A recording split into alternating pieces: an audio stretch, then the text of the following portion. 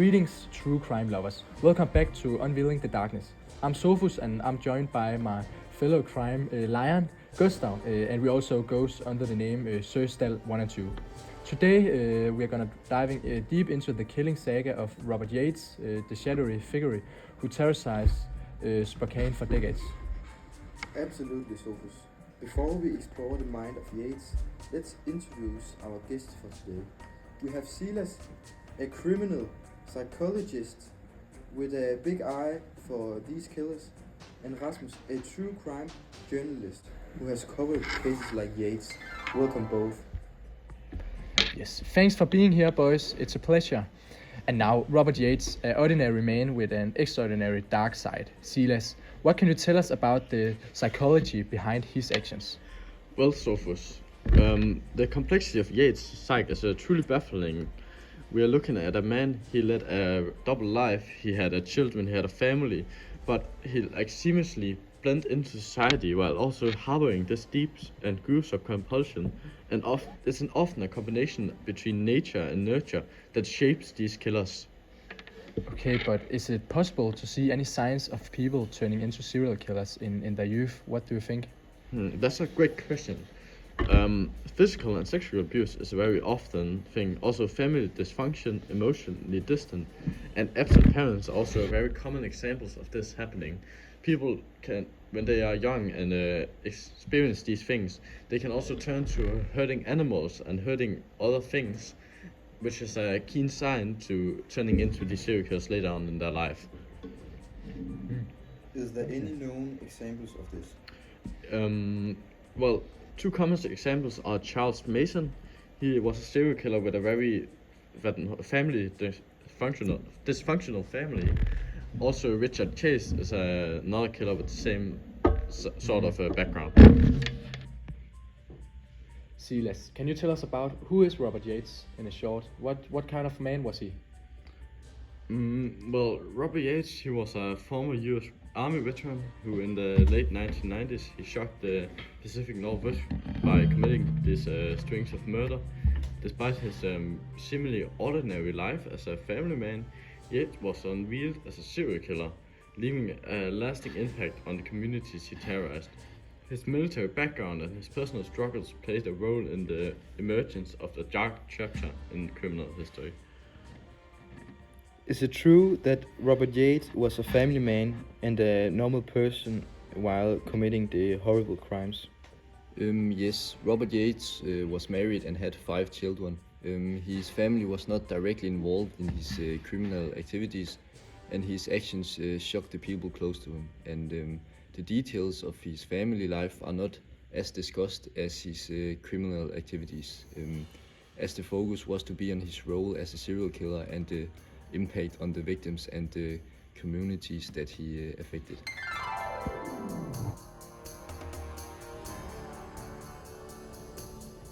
Rasmus, you covered numerous true crime stories. How does this Robert Yates case stand out in the records of criminal history? Yes, and as Gustav said, the Yates case stands out because of the long period he operated in without getting caught. He was really good at dodging the police and making them struggle a lot. He always made them a step behind. And the case also raises questions about the efficiency of the law enforcement and the big challenges that they faced in tracking down serial killers, especially those who are really good at covering their true selves. Okay.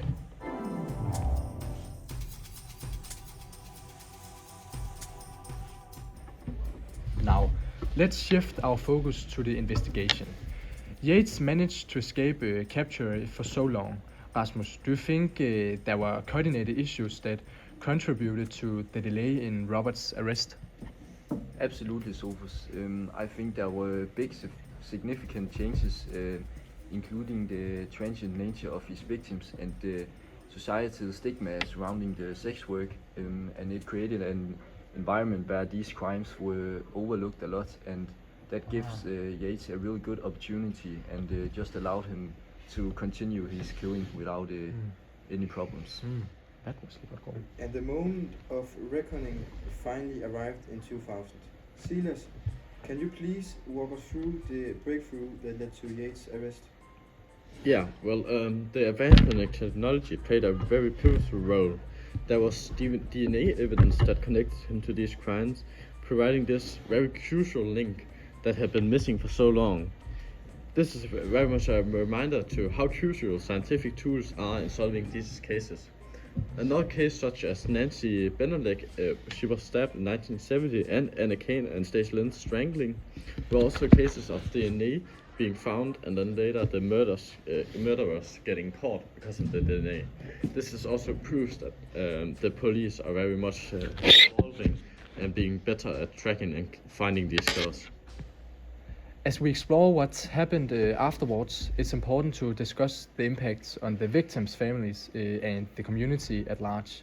Rasmus, can you give me your thoughts on this aspect? Yes, what happened afterwards have a big impact and extends far beyond the arrest.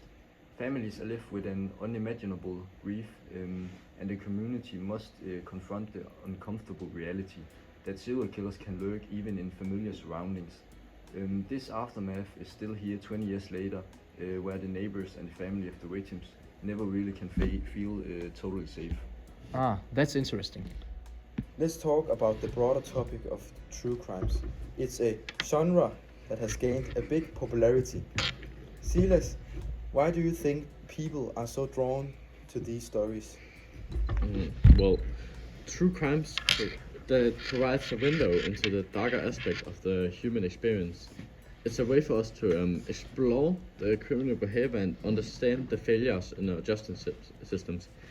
And perhaps it satisfies our morbid curiosity about the human psyche. It lets us be able to see these things while still being in a safe environment and experience it, and having a way to think about what we will do if we come in these situations while still not being in these situations, and having the ability to learn while watching this but still being in a safe environment.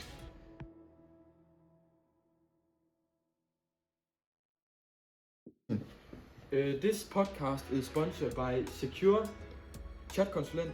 Det er jo ikke sandt. Det er et flot komplot, du har. .us. And so Stal will now take you through and tell you a little about Rudi Frederiksen, as you can see on this picture. Yes, thank you, Søstal. As Gustav said, this is Rudi Frederiksen, and Rudi Frederiksen's company started in Denmark, but he didn't succeed. So now he's living the American dream and has taken his company to the USA. And our podcast will recommend every young girl, especially under 15 years old, to take contact to Rudi, because he is the master of making music videos. And there you have it, the reality of true crime. We want to thank our guests Silas and Rasmus for joining us on this exciting episode with Robert Yates' true crime story. And we again want to thank Rudi Frederiksen for the sponsorship. And thanks for listening, and stay tuned for the next episode where we're going to talk about one of the biggest ever crime writers in Denmark, Mette Frederiksen. And some will even say she's in family with Rudi Frederiksen.